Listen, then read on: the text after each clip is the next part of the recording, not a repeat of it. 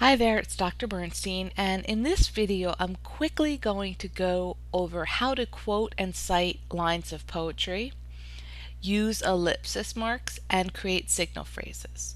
You'll need to employ these techniques in your discussion posts and formal papers, so I thought we should cover this information right away.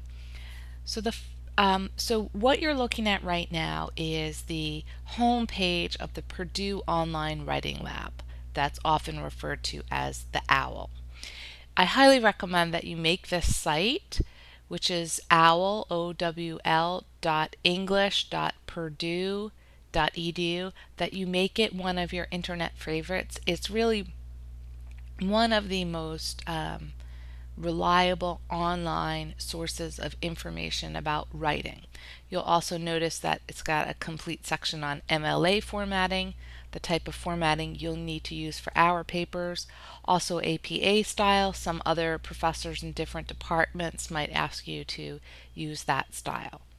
Today what I'm going to type in, I tend to just go right to the search the OWL. So here I'm going to type in quoting poetry. And what I want is the one related to MLA formatting. So you should have a pen out and piece of paper, or write this on your computer. First of all, you need to know that titles of poems belong in quotation marks. Titles of poems belong in quotation marks. And if you are referring to the interview with Collins, the brisk walk, that the title of the interview is also in quotation marks. So let's go over a few more things related to quotation marks.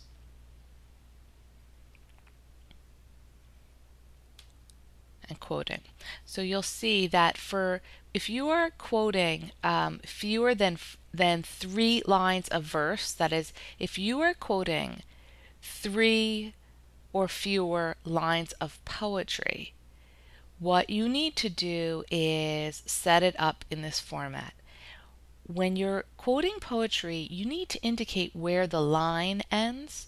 So what you would do, say you're quoting these 2 lines, 11 and 12, you type in the line, then a space, then a slash, a space, and then the next line, and then after your quotation mark, in parentheses, you put the line numbers that you're quoting.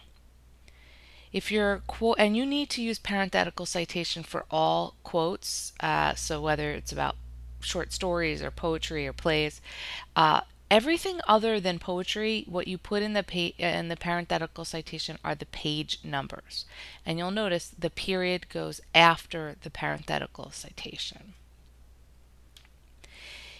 If you're ever using a quote that extends to more than 4 lines of verse or poetry, you basically have to double indent your quote. You set it off from the rest of your text and you double indent it.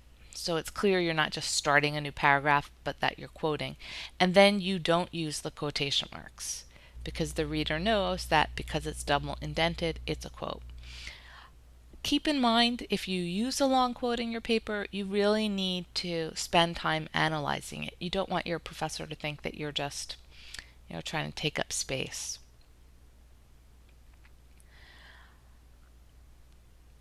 Okay, so I told you that we were going to talk about ellipsis marks. And as you'll see here, ellipsis marks are 3 periods preceded and followed by a space. And you need to use ellipsis marks if you are leaving out, if you are omitting a word or several words from a quotation. So you don't need to use the ellipsis marks if you're leaving out information at the beginning of your quote or at the end, because the reader assumes, since you're starting the quote here, that there was probably information before and after it. It's only when you're leaving out information in the middle of your quote that you use the ellipsis marks. And they're just 3 periods, and each one has a space before and after it.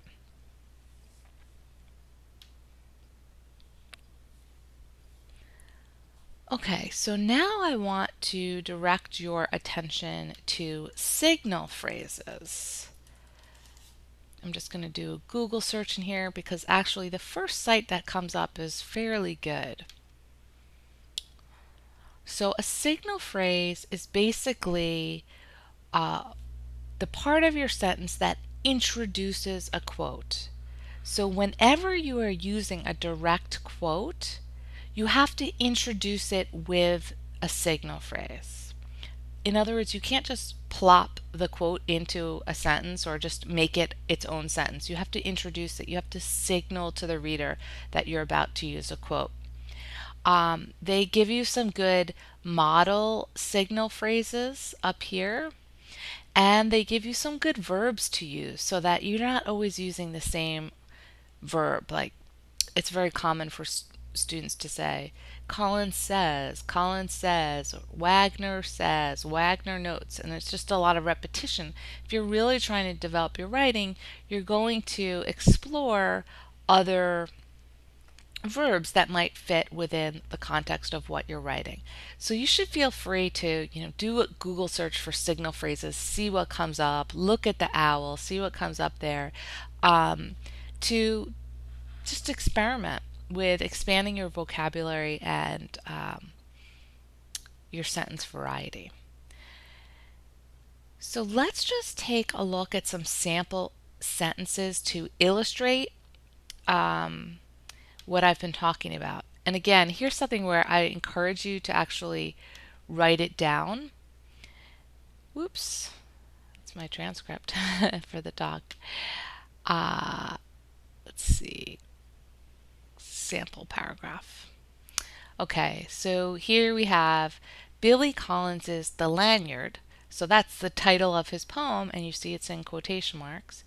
Presents us with a humorous perspective on children's quest to repay their parents.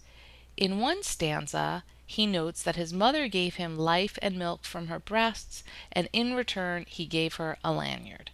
So, what you're seeing right here is a signal phrase. This is introducing the reader, signaling to the reader that you're about to use a quote. And you can definitely, if you want to make your sentences flow smoothly, you can definitely break up quotes so that they fit smoothly within the context of your sentence. And you'll see at the end of the sentence, in parentheses, is the line number. So line 19. You don't write line or L, you just put the line number there, then a period. Here's another signal phrase. He continues. She nursed me in many a sick room, lifted spoons of medicine to my lips, and eventually guided him out into the airy light.